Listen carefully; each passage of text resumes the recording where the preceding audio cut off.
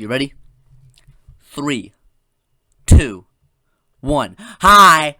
My name is Lyric, and today we are continuing the Making the Case series with making the case for Kareem Abdul-Jabbar as the GOAT. So if you don't know, we're doing an in-depth look at all the GOAT candidates.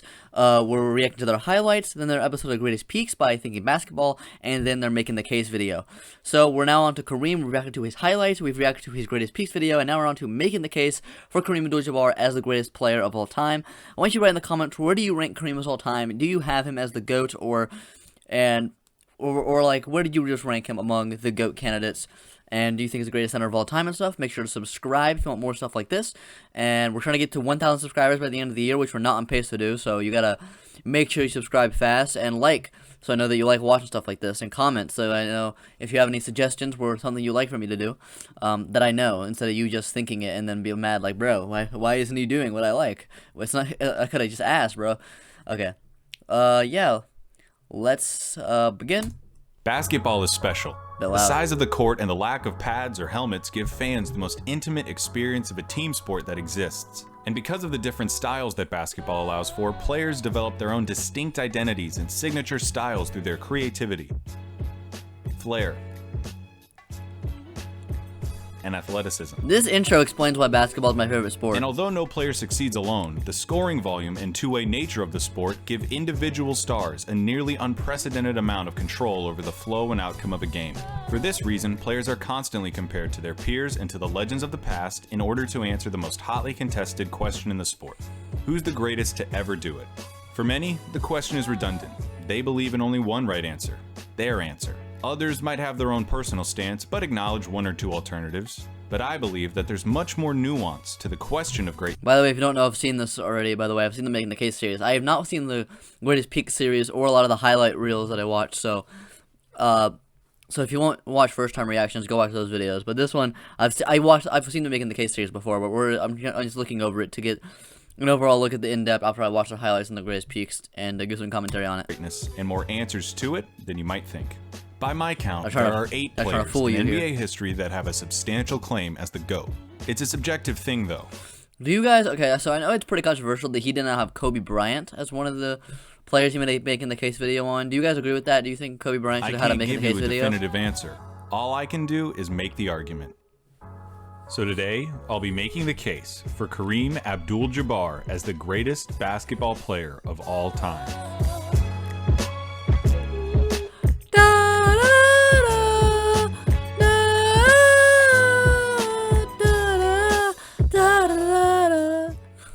Music is elite. What's the case for Kareem? Well, what do you want the case to be? I mean that honestly. Everybody looks for something a little different when it comes to evaluating the greatest of all time. Are you the type of person who wants a player with enough rings for 2 hands and an overflowing trophy case? You got him. Look for guys with transcendent peaks who dominated their era? You got him. How about someone who could extend their career over a long period of time? You got him. Whatever it is that you want out of your GOAT, please direct your attention to Kareem Abdul-Jabbar. I usually like to get a little more creative than just he did this, then he did this, then he did this. But that's how I'm going to start the Kareem case, because his legacy involves a lot of things that happened away from the hardwood, and this is the easiest way to go through them. So let's begin with our superhero's origin story. Hype. NCAA champion 3 straight years, 67, 68, 69. And I believe he could have won it 4 straight years, but they weren't allowed to play. Freshmen weren't allowed to play on varsity. When it comes to our heroes, I think there are usually 2 types of beginnings that we love more than anything. The tale of the underdog who overcame the odds to become a household name, and the prodigy who is deemed the next chosen one and delivers on every ounce of promise. Kareem's story is of the second kind. In high school, Ferdinand Louis Alcindor Jr., Lou Alcindor, drew comparisons to Wilt Chamberlain. He torched the New York City high school basketball circuit and quickly became the most coveted basketball prospect in the nation. By the time he declared for college, Alcindor had lost just 6 games out of 102. His senior team was recognized as the greatest high school basketball team of the 20th century. He looks real out of place here. You can imagine how ecstatic John Wooden must have been when he heard that Alcindor had declared to become a UCLA Bruin. As was the case back then, college freshmen were barred from competing on varsity teams. And so, at the beginning of the year, Alcindor and the freshmen scrimmaged against the varsity squad that had just repeated as national champions. Alcindor notched 31 points and 21 rebounds. The freshmen won by 15. On December 3rd, 1966, Alcindor began his collegiate basketball career in earnest. He scored 56 points in his first game, UCLA's single-game scoring record still to this day. Bro. On January 14th, just 12 games into the season, the Saturday Evening Post echoed a question asked 11 years prior about another of basketball's most revered figures. Wilt and Kareem, two players thought to have broken the sport. There was a genuine fear that Alcindor was too good, that the sport of basketball would suffer from a lack of compelling parity so long as he played it. The question was well-founded. By the end of the season, Alcindor had led the Bruins to an undefeated record, won the national championship, and claimed every relevant Player of the Year award that existed. The NCAA had already seen enough. Shortly after UCLA's championship win over Dayton in 1967, college basketball's governing body banned the dunk, a rule that would stand until 1976. While the NCAA gave various explanations as to why they chose to ban the dunk now, most observers knew that the rule was instituted with one person in mind. The rule became known as the Lou Alcindor rule. It took a teenage Lou Alcindor just 30 games to change the way that college basketball was played at a fundamental level for nearly a decade. Something else took place in the summer of 1967 that would shape Lou Alcindor's legacy just as much as the ban of the dunk. In June, many professional athletes of color met in Cleveland at Jim Brown's request in order to discuss whether they would support Muhammad Ali's refusal to be drafted into the Vietnam War. Bill Russell here too. You gotta add here. Looks like some good ass pizza, but we're gonna have to skip the ad. Sorry, Little Caesars. Of those who convened at the summit, 4 athletes sat at the foremost table. The NBA's elder statesman, Bill Russell, Rest in peace. Ali himself, Rest in peace legendary former NFL running back Jim Brown, and Lou Alcindor. Here were the preeminent figures of their sports, legendary men who had all endured lives of hardship, and next to them sat a 20-year-old, an amateur in solidarity.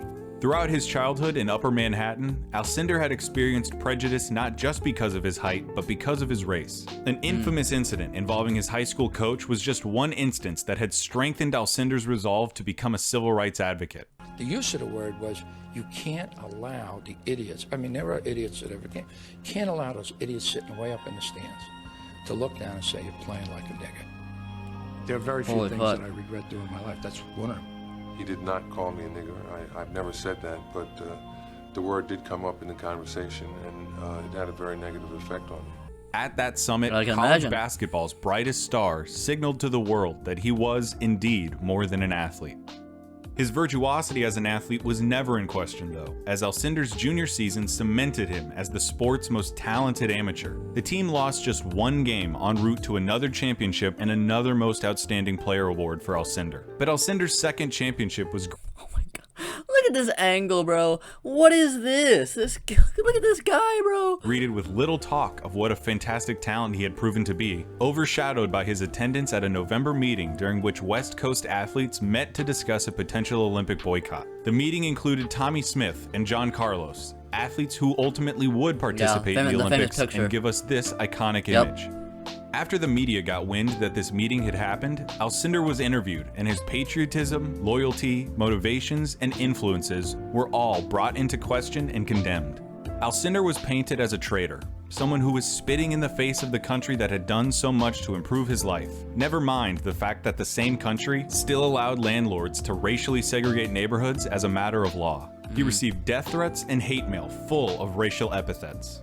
These did nothing to deter him from his activism, participating in student protests and attending multiple civil rights rallies. But Alcindor, already a shy, reserved, and introspective person, developed a deep mistrust of the media. He worried that they only wanted to use him and his name for their own interests and agendas.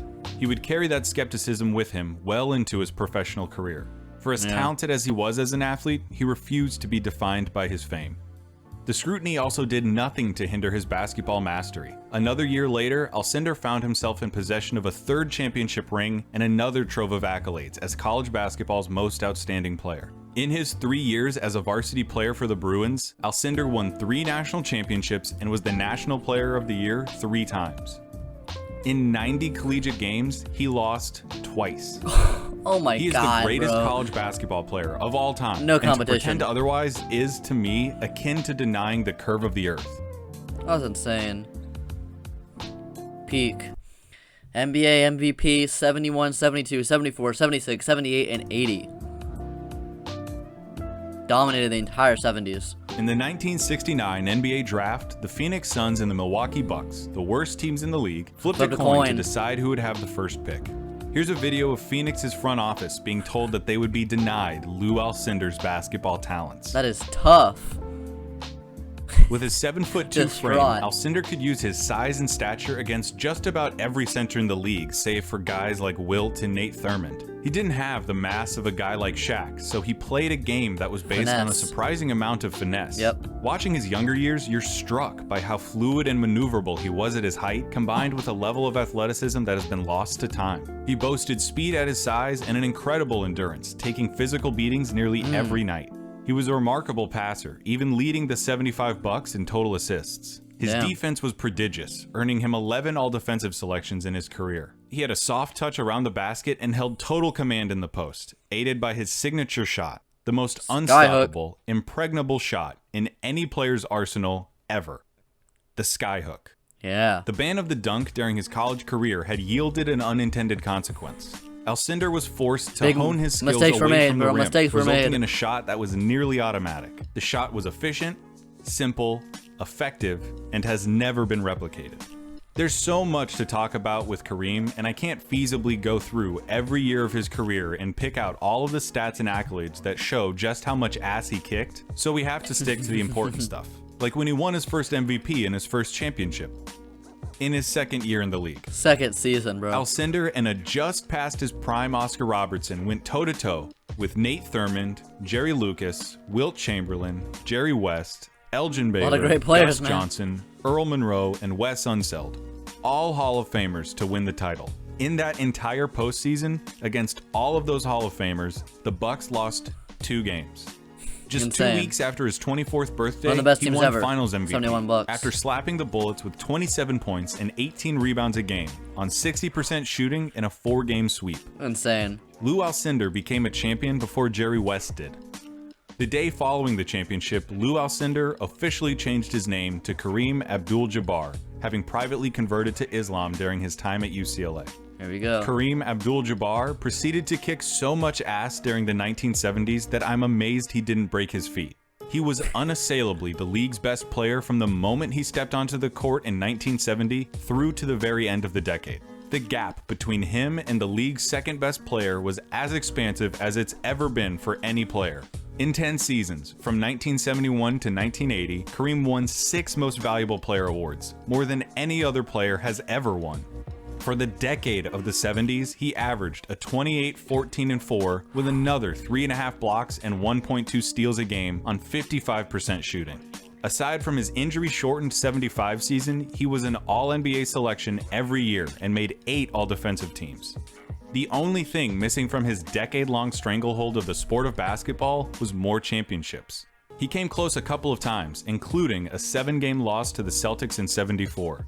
And guess why he didn't win more rings? You guessed it, he couldn't get a good team around him. But Kareem has a legitimate gripe here. After '72, Oscar's productivity dropped dramatically, and until Magic joined the Lakers in 1980, Kareem never played with an elite guard again. Remember how Kareem led the 75 Bucks in assists? That's a cool stat to throw out there, but it's indicative of the fact that the Bucks lacked playmakers, let alone somebody who could be the second best player on a championship-winning team. Kareem asked to be traded after the 75 season because, as you can imagine, this 7'2", introverted, black, activist Muslim who had grown up in New York City and gone to college in LA didn't exactly feel at home in 1975 Wisconsin.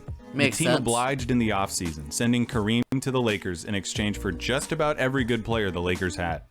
He had some more outstanding seasons for the Lakers, but again was never able to find a running mate that could help him get back to the top. Whatever, it doesn't change the fact that the conversation about who the best basketball player of the 70s was begins and ends with Kareem Abdul-Jabbar. No competition. I know that talking about a peak Kareem kinda seems weird because he's the guy with the goofy goggles and the bald spot and the funny mustache.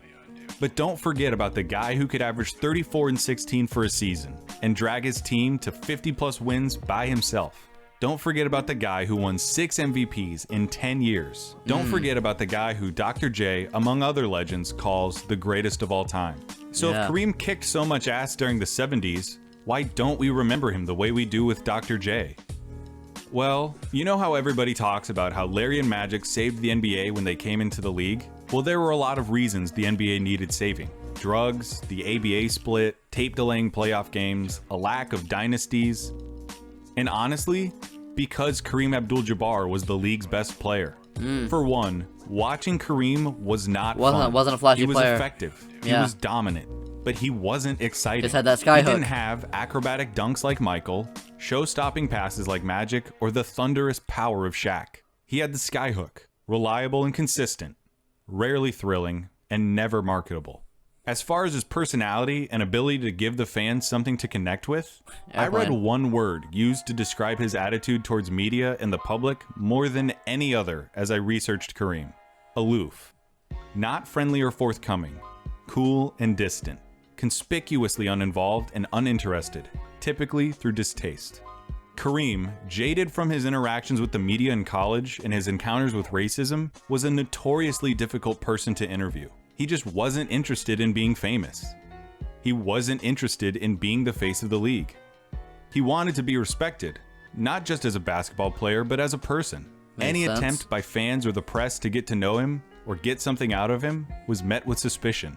Kareem let his celebrity die willingly, even intentionally. And because he was so incomparably good, nobody could supplant him as the best player in the world, and basketball's popularity suffered. Can basketball survive Lou Alcindor? It almost didn't. Damn. And we're about to get to the Magic Showtime era now with Kareem. Longevity. NBA Finals MVP, 71 and 85. That's insane. Winning Finals MVPs 14 years apart. Think about this season, 2023 season. If 14 seasons ago, Kobe Bryant won it 14 years ago. Kobe Bryant wins Finals MVP this year. Like, that's insane. Like, that's longer than... The distance between these two Finals MVPs is longer than Larry Bird or Magic Johnson's entire career. That's insane. You knew this was coming. Kareem's longevity is the defining aspect of his career. He played for 20 years, and it wasn't really until his last year that he lost his fastball. In those 20 years, he was a 19-time All-Star, made the playoffs 18 times, and made 15 All-NBA teams. He appeared in 10 finals and won 6 championships. He was so good for so long that he won playoff series against Wilt Chamberlain and against Isaiah Thomas. That's That insane. longevity gave way to a set of records at Kareem Abdul-Jabbar NBA records at the time of retirement. Most seasons played, most games played, most minutes played, most block shots, most defensive rebounds for a career, most defensive rebounds in a game, most defensive rebounds in a season, most playoff game appearances, most All-NBA team selections, most All-Defensive selections, second most defensive win shares, most offensive win shares, most win shares, most playoff minutes played. Kareem's retirement. Yeah, that's that pretty are good matched resume. Only by Wilt. And as you're looking at these, contemplating how a guy could stay competitive and relevant for 20 solid years, remember the era that Kareem played in, and the fact that he spent 4 years in college playing at a championship level. Of all of these records, get a load of these 3. We already talked about his 6 MVPs, but he received plenty of MVP votes throughout the 80s, even finishing 5th in 1986 at the age of 38. He finished with the most points of any player ever. The lethal efficiency of the skyhook About to made get it broken, easy though, for to be Kareem fair. to keep up a steady scoring diet, even So as he insane. got on in years. So if you love scorers, and the first thing you do when people talk about the GOAT is bring up how many points they could get, here's your guy. It's your guy. The all-time scorer in NBA history. And there's this, the truest sign of his extended dominance. Winning Finals MVPs 14 years apart. Insane. One at age 23, the other at age 37. The gap between those two awards spans more time than the careers of Magic, Bird, Russell, or Jordan's. Insane. In 1985, the Lakers had won 62 games and were the top seed in their conference. The Kareem Magic balancing act had gotten about as close to an equilibrium as they would get to together, helping the Lakers tear through the playoffs all the way to the finals, where they met Larry Bird and the Boston Celtics. Here we go. Now at this point, the Lakers had never beaten the Celtics in the finals ever. Damn. They were 0-8, going all the way back to when the Bill Lakers Russell, played yeah. in Minneapolis. And after game 1, it looked like the Celtics were going to make it 0-9. Boston won 148-114, a victory that became known Memorial as Day the Massacre. Memorial Day Massacre. Yep. The most notable deficiency on the Lakers was their center. Held to just 12 points and 3 rebounds, Parrish and McHale had run Kareem ragged on the court, gobbling up rebounds, playing physically inside, and having their way with him. Kareem looked expired, the Lakers were embarrassed, and the future of their team was in jeopardy. Pat Riley says, if we hadn't won in 85, I would have probably gotten fired. Because we won in 82, lost in 83, choked in 84, and 85 was the last year of my contract. Damn. I had to win. And All so on in this. the off days, between games 1 and 2, Riley hammers his team. None more than Kareem. And Kareem asks for more. Here we go. In game 2, 37 years old. Coming in clutch. Offensive rebound. Nice layup. Steal. Hook. Sky hook by double team. Dennis Johnson gets work Blocked. in the air. Kareem blocks it. On the boards for the Celtics. Kareem going in Layup. on a pass from Magic Johnson. 4 on the shot clock. Kareem goes up Over and McHale. puts it through with 2 seconds to go. Kareem stole that series from us. After that, you could feel the confidence of the Lakers surging. Robert Parrish. Oh, boys. Against Kupchak. Blocked. By Kareem. In the backcourt, Kareem Sky is hook. back in the game and hits the sky hook. Kareem, Skyhook. 24 for Kareem. Boy, he's fighting Robert back. This series is going to be a ton of fun before it's over. Kareem inside. Layup. Going strong to the basket, and 30 points for Kareem. Lakers are in the penalty. Michael Cooper is open again, and he hits again. I'll tell you, he is playing like a rookie. Watch him come over on this shot to really swat it away. Oh my god. 37 years old again on that. I believe to this day that Game 2 of the 1985 Finals was the most important game in the history of our team. Pat after Riley. game 1, Kareem averaged a 28, 10, and 6 at age 37 That's against insane. the greatest front court in NBA history. Damn. The Lakers won in 6. Curse over. 14 Yeah. years after his first championship, he was still good enough to be the best player on the best team against the best competition that the world had to offer. Other stuff. Stuff that's classified by me This as other. is where I talk Cool. about all of the other stuff that doesn't fit neatly into other categories, or they're important but don't deserve a category of their own. First, let's talk about Magic and Kareem, because I feel like that's the elephant in the room right now. Every time someone starts talking about Kareem as the greatest ever, they point out that he has 6 championships, the magic number because it's just as many as Michael Jordan won. Then somebody comes back and says, no, he won 5 of them with Magic, and he only has 2 finals MVPs, so Magic carried him to the other 4. And then that's usually where the conversation He was the ends. best player on But 3 not of- today, baby. if I'm arguing for Kareem He was as the best. He was best player on 2 of the Showtime Lakers championship teams. greatest player of all At time, least. which I am, I'd point out that when the Lakers won the title in 1980, Kareem was the best, was the player best on player. the team, and I would argue that he had a more They gave it to Magic though because he was a rookie. Put up the greatest final performance of all time in Game impressive 6. final series than Magic did. We all remember 1980 as the finals where Magic Yeah. put up 42 points, 15 rebounds, and 7 assists. That's the greatest to final clinch performance the of all title. time, to be It fair. was in many Well, the other 5 respects, games, the Kareem signaling was of a just new by far the era best of player. NBA Should've won finals- basketball. should've won finals What MVP. many people still call the sports golden age. And that's a neat narrative that previews Magic's rise to superstardom. But what?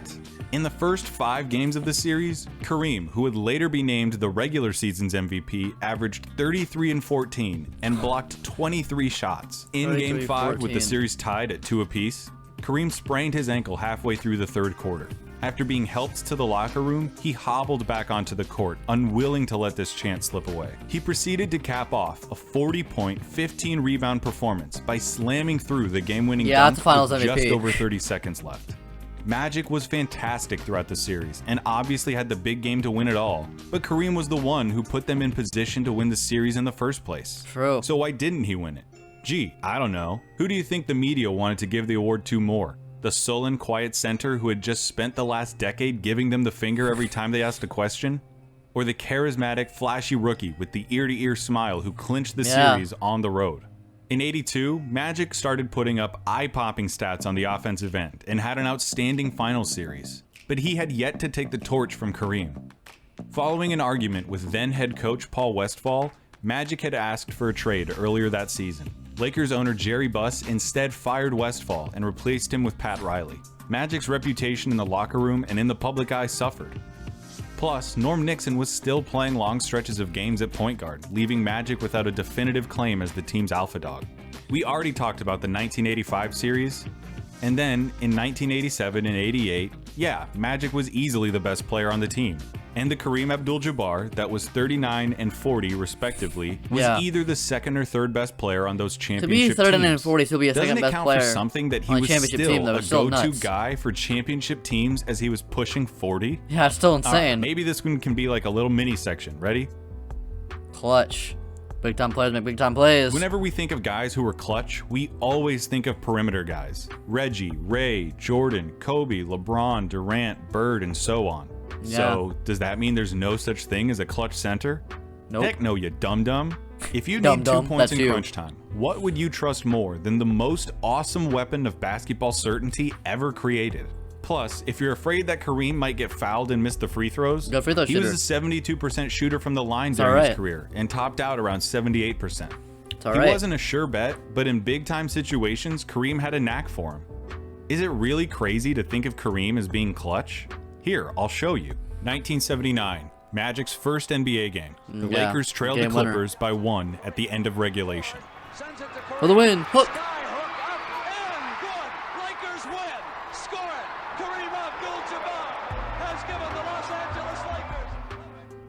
1987 NBA Finals, Game 4. The sequence is most memorable because of Magic's baby skyhook, but in 2 must-score situations, the Lakers put the ball in Kareem's hand. First, they threw an alley-oop to Kareem, and then, on the next play, down 1, Kareem was able to draw the foul. 1988 NBA Finals, Game 6. The famous Isaiah Thomas game. After spraining his ankle in the third quarter, Isaiah stayed in the game and heroically capped off a 25-point quarter, an NBA Finals record. Needing to win the game to stay alive and force a Game 7, Kareem spoiled the Pistons' parade with 27 seconds left, as the Lakers gave their 41-year-old center the ball. 41. He drew a foul. The old man goes up and misses the shot, but goes to the line with 14 seconds to go. That was a BS foul, though, to be fair. Made both free throws, and the Lakers won the game. 1974 NBA Finals, Game 6 against the Celtics. Down 3-2, the game is in double overtime, and the Bucks are down 1 with 7 seconds left. Their season hangs on the next possession. Who else would they go to? There you go, Kareem. Long range skyhook. Kareem with a big pressure shot. Nothing but net again. Boom. A clutch center. The NBA has seen its fair share of media-savvy athletes like Magic and LeBron and Michael. There has never been, and there will never be, a 10-hour documentary on Kareem Abdul-Jabbar. Michael Jordan was an infinitely more entertaining player to watch and a more interesting person for the media to interview. But does the fact that Michael Jordan was more exciting or popular mean that he was a better player? Not necessarily. Think of it this way. If you needed to cut an apple, and you saw a guy with a samurai sword throw the apple in the air, do some crazy slashes at the speed of light, and saw the apple come down cut into pieces, you'd be impressed, right? You'd take a picture of it, you'd remember it, you'd probably tell your friends about it. But is that guy and his samurai sword any better at slicing an apple than one of those steel things you keep in your kitchen drawer at home? I mean, is it exciting? Not really. Are you gonna tell your friends about it? Probably not. But when it comes to cutting apples, doesn't it get the job done just as well? He was clutch, had the most unstoppable move in NBA history, to be the best. won 6 championships, 6 MVPs, had 20 years of excellence. Most accolades and a ever. peak that ranks among the highest ever. Oh, and he's also the most accomplished college basketball player ever. Kareem Abdul-Jabbar enjoyed the greatest career of any player. He succeeded at every level of the sport, to a greater degree than anyone else, and with a level of attention and scrutiny that has few equals in American basketball history. He's the greatest of all time. Just pick a case. Hey there, sports fans. All right, that is it for making the case Kareem Abdul-Jabbar. That was a pretty good case because Kareem, whatever you value most in the GOAT case, Kareem has it. Just in some form, he just has. He basically did everything in basketball. He has the most accolades ever. And so, yeah, put it in the comment section. Do you think Kareem, where do you rank him among the GOAT candidates?